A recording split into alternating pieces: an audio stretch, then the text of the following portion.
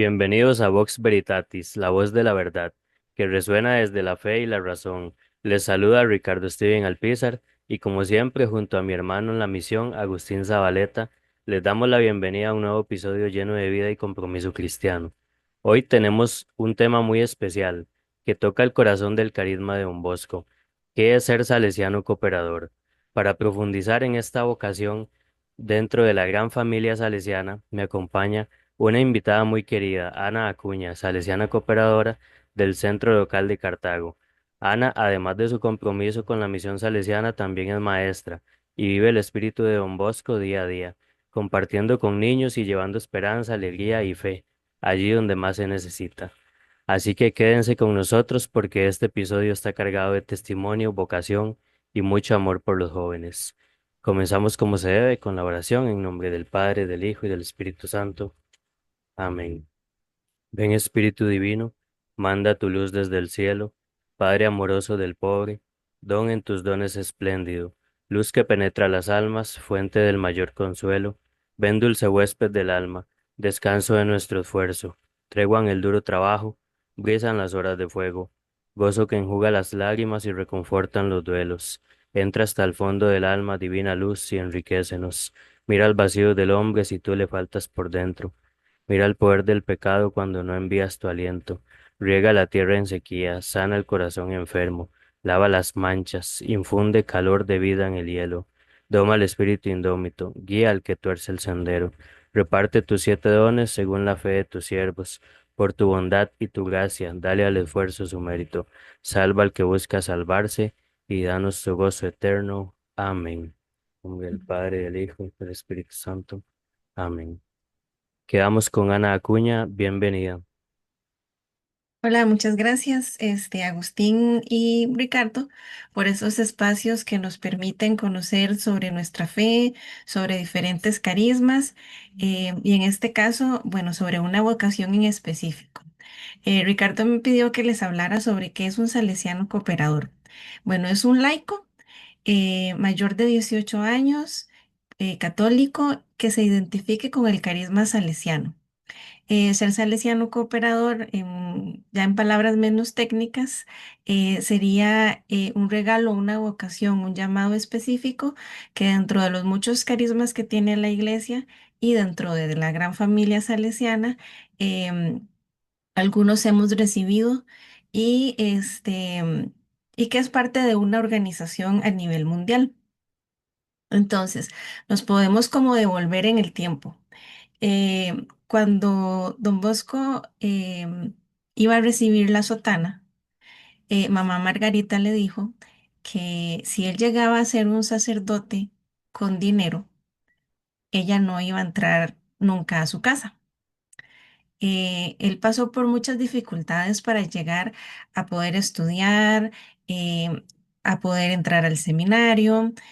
Pero de la mano de todas estas dificultades, también se fueron presentando en su camino muchas personas que le fueron abriendo oportunidades, que le guiaron con un consejo, que le apoyaron de forma económica, em, que iban como manifestando que Dios quería que realmente fuera sacerdote y para quien después Dios también quería que enfocara ese sacerdocio.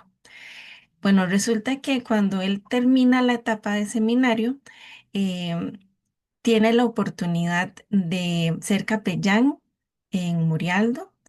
Tiene la etapa, bueno, y cuando le ofrecen esta oportunidad, le dicen, don Bosco, si usted acepta, va a ganar más de lo que ganaba el capellán anterior. También familias de mucho dinero, de acuerdo a al contexto de la época lo buscaron para que fuera el educador de sus hijos. Era lo que se acostumbraba en la época, que el sacerdote fuera el educador de los muchachos de familias adineradas. Igual le iban a pagar bastante bien por asumir esta tarea. Eh, También, bueno, todas las posibilidades que se le presentaron en ese momento implicaban una remuneración y una buena remuneración, ¿verdad? También dentro de él estaba la duda de, ¿y si entro con los frailes, eh, de San Francisco de Asís, ¿verdad? También estaba, salió del seminario, terminó esta etapa de estudios con muchas preguntas en su cabeza. Habló con un amigo, uno de sus mejores amigos, y este amigo le consultó a su tío y este fue el consejo, que no tomara ninguna de esas opciones. Además, tuvo un sueño que le dijo que con los frailes no. Eh, entonces, cuando ya este amigo le da este consejo, le dice que no tome estas opciones, tampoco que se vaya con los frailes, sino que aproveche para prolongar un poco sus estudios. Existía algo llamado el convito eclesial de San Francisco de Asís, y ahí era como para que los sacerdotes que acababan de terminar el seminario pudieran como profundizar un poco más sus estudios. Y, y ahí Don Cafaso, una figura muy importante en la vida de Don Bosco y de otros santos, se le recuerda o se le hace mención a Don Cafaso como un constructor de santos.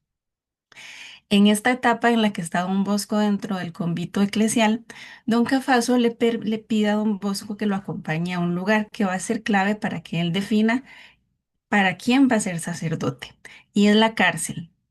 Entonces, cuando Don Bosco lo acompaña a la cárcel y descubre la realidad de muchísimos jóvenes dentro de Turín, que a una corta edad están encerrados, Don Bosco ve más allá de un cuerpo encerrado en una cárcel, sino de una mente y de un corazón que, que les cortaron las alas, que no tuvieron oportunidades, que no tuvieron guías. em, y entonces él dice, hay que evitar que más jóvenes pasen por esto. Entonces resulta que eh, cuando Don Bosco se ordena en junio de 1846 y en diciembre de ese año de 1846, propiamente el 8 de diciembre, Día de la Inmaculada, eh, se encuentra con una escena curiosa, y es el sacristán discutiendo y echando a golpes con la escoba a un muchachito que no sabía leer, que no estaba en la escuela, que no había ido a catequesis, que era huérfano. Entonces, don Bosco le ofrece enseñarle, le ofrece darle la catequesis, le ofrece su amistad, rompe el hielo a través de una pregunta muy sencilla, ¿sabes silbar? Y entonces como que el muchacho baja ese nivel de tensión y empieza esa amistad con don Bosco. Le pide que el siguiente domingo regrese, pero que regrese con algún otro amigo. Y cada domingo regresan más y más muchachos. Lo curioso es que para ese momento Don Bosco ni siquiera tenía un lugar que ofrecerles. Eh, entonces, a partir de ese diciembre de 1846, empiezan a acercarse a Don Bosco muchachos, 10, 40, 100, 400, y va creciendo. Entonces, pues junto a Don Bosco crece también un grupo de personas que lo empiezan a considerar loco por esta opción, y aparecen también otro grupo de personas que empiezan a comprometerse con él y a ayudarle. Algunos le ayudan desde el punto de vista económico, otros le ayudan desde el punto de vista de darle formación a los muchachos. Don Bosco empieza a crear talleres porque él tiene una visión integral del muchacho. Él dice que quiere salvar sus almas, pero estos muchachos también necesitan aprender a leer, aprender un oficio, tener cómo valerse en la vida y ser entonces buenos cristianos y honrados ciudadanos. Empiezan a acercarse personas que le van a ayudar en la formación de los muchachos, que le van a ayudar a los chicos a aprender un oficio, que les van a dar la catequesis, que les van a ayudar a tener una mejor vida. Entonces, una de estas personas, y se puede considerar la primera informalmente, cooperadora de Don Bosco, fue su propia madre, mamá Margarita. Empiezan a aparecer también otras figuras que junto con mamá Margarita se convierten en esos primeros cooperadores de Don Bosco. Entonces, más o menos desde el 1850, Don Bosco ya cuenta con personas que le apoyan en esta misión. Entonces, sus muchachos ya luego crecen, algunos deciden que quieren ser como él, y entonces después es que él funda la Sociedad de San Francisco de Sales. Entonces podríamos decir que primero estuvieron los salesianos cooperadores y luego los SDB, salesianos de Don Bosco. Eh, Cuando Don Bosco empieza a tener ese número ya de colaboradores, los agrupa, los quiere agrupar en una asociación. Entonces, Don Bosco necesita organizar no solo a los muchachos, sino a todos los colaboradores, porque la casa, después de mucho tiempo, después de que el oratorio era ambulante, pasó como por 8 lugares de donde lo fueron echando, porque los muchachos hacían mucha bulla, porque los muchachos cuando jugaban se les iba la emoción y corrían y pisaban los cultivos. Por diferentes razones lo fueron echando de los lugares, hasta que pudo establecerse en lo que consideramos la primera casa salesiana, que es la Casa Pinardi, ubicada en la Villa María Auxiliadora en Turín, en Baldoco. Entonces, eh, pues hablando con su mamá, él dice, esto tiene que echar raíces porque un día yo voy a faltar y los muchachos no pueden quedar desprotegidos. Entonces, cuando él piensa en echar raíces, es en crear ya una congregación. Entonces, cuando él le presenta esta opción al Papa, le habla de salesianos internos, o sea, los muchachos que crecieron con él y decidieron ser sacerdotes, o coadjutores, que dentro de la familia, de la rama salesiana, están los sacerdotes y los coadjutores, y pensó en salesianos externos, que serían laicos que desde sus posibilidades, siendo padres de familia, siendo profesionales y teniendo un oficio, iban a dedicar parte de su tiempo para colaborar en la obra salesiana, para colaborar en la salvación de las almas de los muchachos, para colaborar en que tuvieran oportunidades, em, que iban a ser parte del oratorio, en la asistencia a los muchachos, en la formación. Entonces esa fue la primera propuesta, salesianos internos y salesianos externos. Tratar de organizar la asociación, de definirla, de establecer cosas, se le fueron como 10 años, porque él iba a Roma y le decía al Papa, bueno, los estoy organizando así. Y el Papa le decía, no, así no. Y volvía a Turín y repensaba y pedía iluminación al Espíritu Santo y trataba de visionar las cosas, volvía a Roma y el Papa le decía, no, por ahí no, mejor hagámosle unos cambios. Hasta que llegó el gran día y ese día fue el 9 de mayo de 1876. Ese día el Papa Pío IX aprobó la asociación. Ese día es como un día de fiesta para nosotros. De hecho, nos estamos preparando para la celebración del 150 aniversario de la aprobación canónica de la Asociación de Salesianos Cooperadores. Ahora, se puede decir que los salesianos cooperadores estuvieron desde el inicio, desde que Don Bosco optó por trabajar por los muchachos, pero propiamente con una aprobación canónica se dio hace casi 150 años. Eh, Esta aprobación fue con el Papa Pío IX, que además es salesiano cooperador, porque después de tanto analizarlo con Don Bosco, dijo, bueno, la asociación queda aprobada y además yo quiero ser uno de esos que usted dice, un salesiano externo, ofreciéndole todo el apoyo desde desde su posición como Papa, eh, respaldando a Don Bosco en el trabajo que hacía por los muchachos. Después del pontificado de Pío IX vino el de León XIII y pues él también solicitó ser parte de la Asociación de Salesianos Cooperadores. También dentro de la asociación podemos destacar algunas figuras de gran relevancia en el sentido de que sus vidas, entregadas a Dios y por medio del servicio a los jóvenes, se convierten en un gran ejemplo para nuestra vida, se convierten en modelos que podemos estudiar, ya que nos pueden acercar a Dios, sostener en las dificultades, inspirar en nuestra labor, como por ejemplo, em, Alejandrina da Costa, particularmente para mí desde que hice mi promesa, es una figura importante.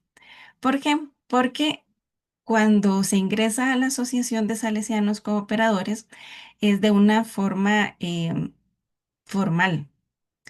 No es como cuando estamos en cualquier otro grupo que servimos con todo el amor del mundo, y que puede ser algo pasajero, puede decirse. Pero en la asociación, como decía al inicio, es una vocación, es un llamado que Dios nos hace. Y para ingresar hay que hacer una carta de petición. Cuando hacemos esta carta de petición es porque hemos pasado ya por un proceso de varios años de formación inicial y discernimiento. Em, entonces, cuando nos convertimos en salesianos cooperadores es algo para siempre. Así que dentro de nuestra asociación hay gente de 30 y tantos, de 40 y tantos, hasta gente de 80 y tantos. Algunos por salud o por edad ya no tienen vida asociativa. eh, y entonces aquí es donde entra la figura de quien mencioné hace un momentito, de doña Alejandrina da Costa. Ella, bueno, en realidad no, doña no. Ella era una joven eh, que tuvo un accidente, o más bien huyendo de su agresor, se lanzó por la ventana para preservar su pureza. En el momento no tuvo como consecuencias, pero con los años vinieron las consecuencias. Y llegó al punto de quedar en cama. Entonces, no por eso dejó de ser una cooperadora salesiana, sino que ofreció su vida, su sufrimiento, su dolor, después de pedirle a Dios que la sanara y que esto no pasó. Entonces lo aceptó con amor y dijo, entonces me abrazo a la cruz y te ofrezco todo esto por mi propia salvación, la salvación de los jóvenes y por los salesianos cooperadores.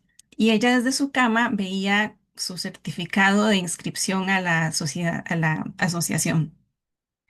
Entonces la tengo presente desde que ingresé a la asociación porque siento que ella, como una beata salesiana, desde el cielo intercede por nosotros en esta misión que hemos recibido.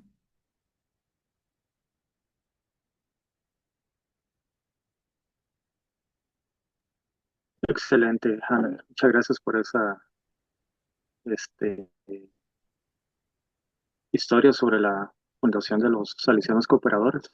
Cuéntanos cuál es el reto más importante de los Salesianos Cooperadores en la actualidad, especialmente vemos no solo en Costa Rica, sino a nivel mundial, el nivel de cómo los jóvenes se están perdiendo, no solo en lo que siempre se han perdido en las drogas, en el alcohol, en el sexo, sino otros, bueno, ahora el problema de tecnología, las ideologías la ideología de género, el wokismo, el comunismo, muchas cosas, las que los jóvenes, independientemente de su estatus social, la familia de que provengan, están siendo muy tentados y muy abrazados por esas cosas.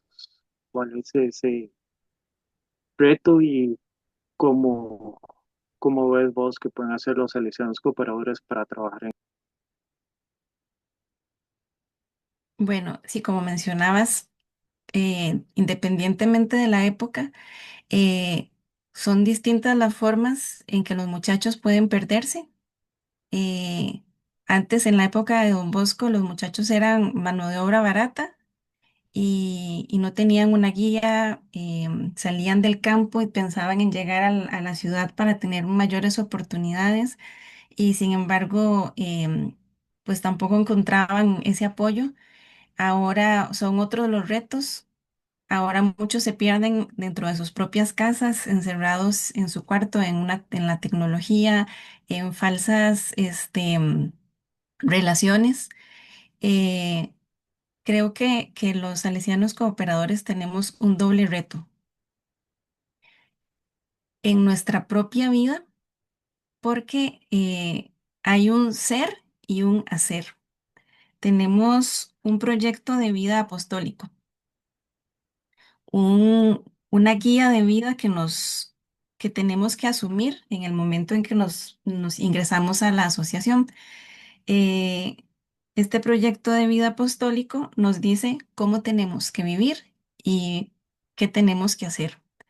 Entonces, por ejemplo, nos decías, ¿qué hacer ante toda esta realidad?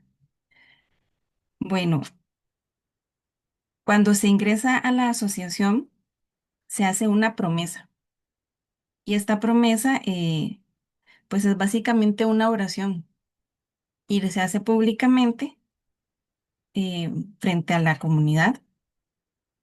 La recibe el sacerdote y a nivel organizativo el coordinador.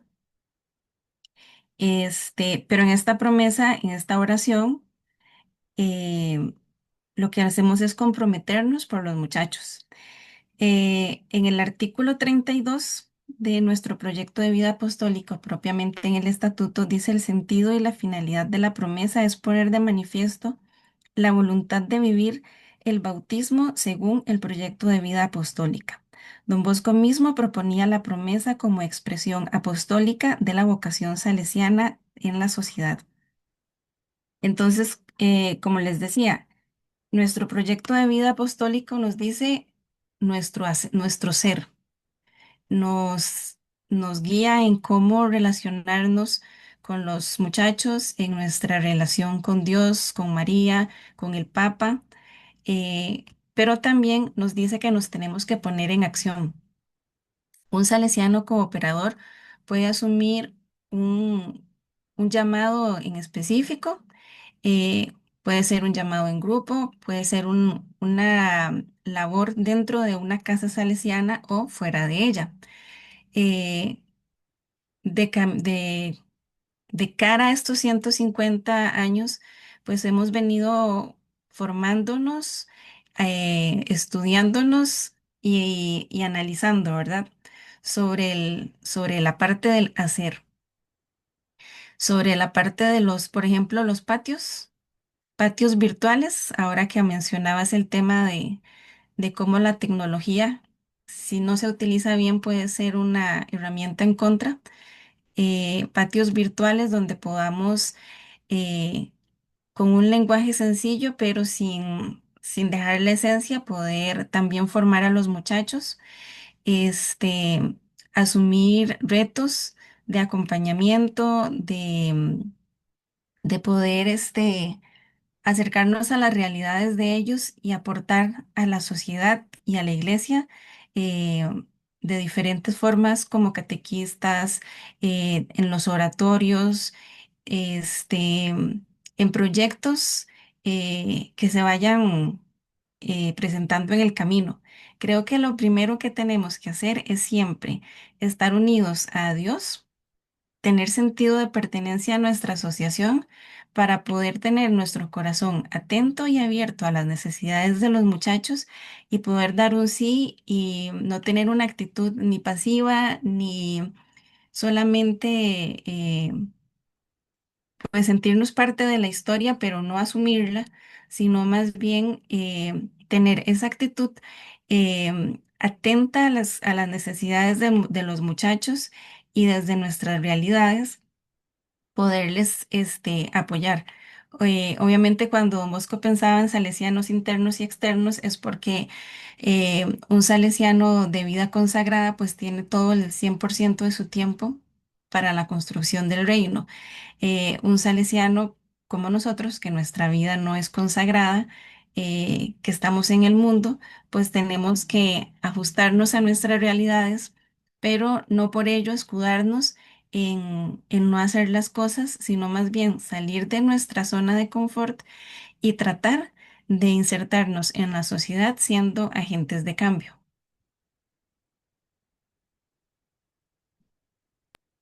Excelente. Muchas gracias, Ana.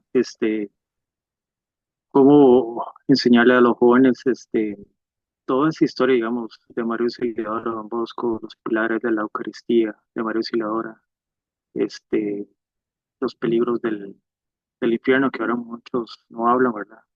Este, cómo hacerles entender, no por una cuestión de miedo, sino de fe, aprender, digamos, de defender nuestra fe, como hemos hablado nosotros, como la vez que hablamos en el primer programa con Amara Fiallo, cómo estar preparados físicamente, mentalmente y sobre todo espiritualmente para los retos de este momento en la humanidad, ¿verdad? Que no solamente es una cuestión de tener un grupo, sino cómo llevar eso a otros niveles, digamos, al trabajo, al colegio, a la universidad, cómo demostrar nuestra fe católica. Recordemos, Mauricio y la batalla de Lepanto, cómo defender nuestra fe. No, no estoy aquí hablando de violencia, pero sino en el sentido de que a veces somos muy pasivos en ese sentido. O sea, y entonces en ese sentido los no católicos nos están ganando porque muchos jóvenes van a esos lugares y además de los peligros del mundo, ¿verdad? Lo que hemos hablado, cómo están abrazando a los jóvenes y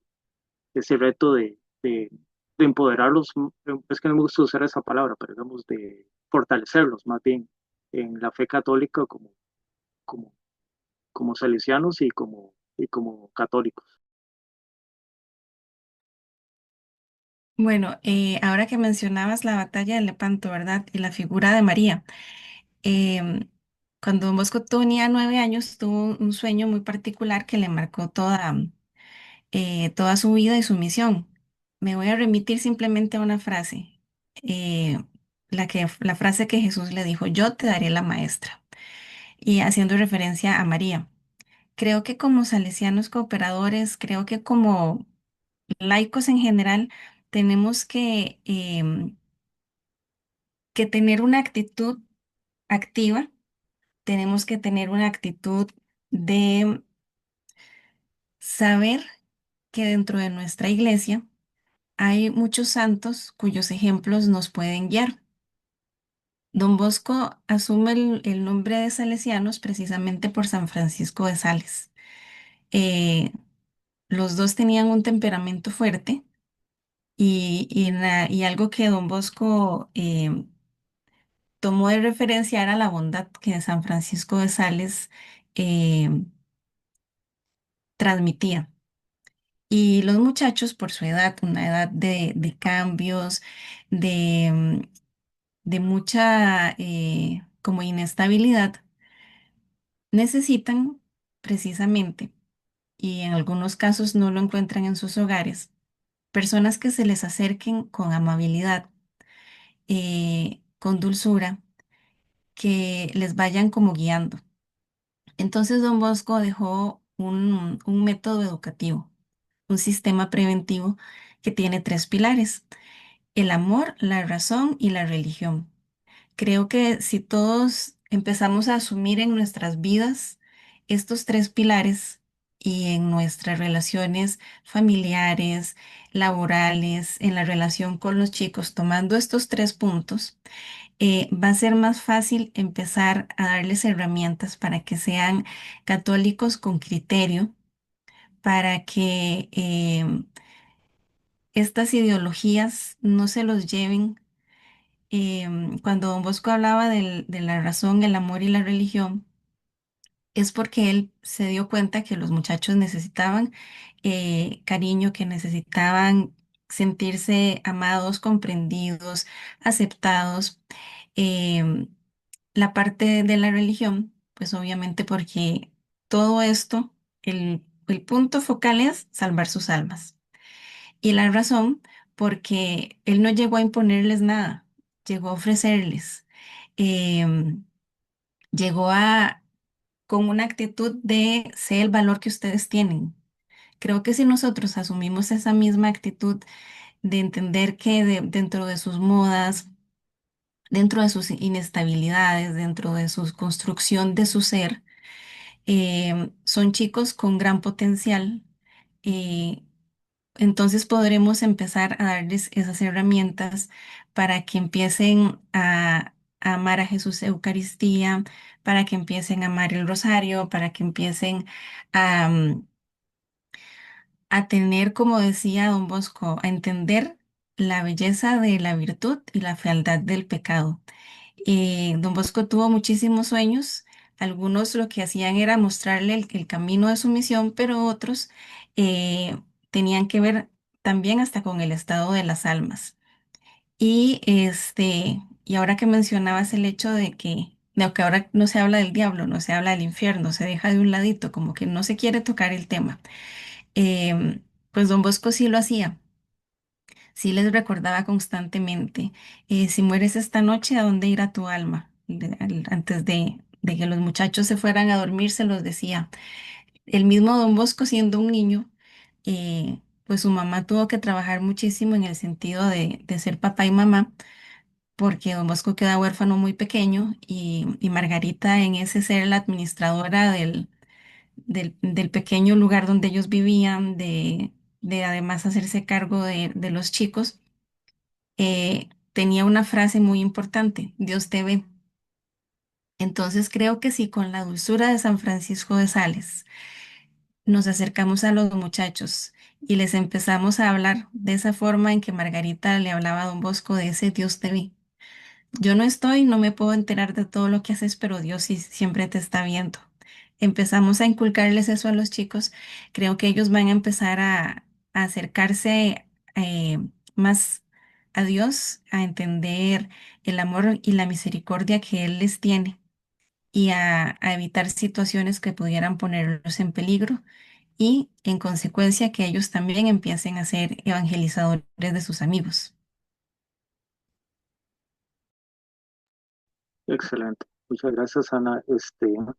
Yo creo que es un tema que se puede profundizar más. Esperamos tenerte una próxima vez para que nos hables más sobre los salesianos cooperadores y ese trabajo tan bueno que están haciendo, especialmente por los niños y los jóvenes en estos momentos tan difíciles. Es como tienen sus familias, sus problemas y de todo, y sacan su tiempo para servir al prójimo.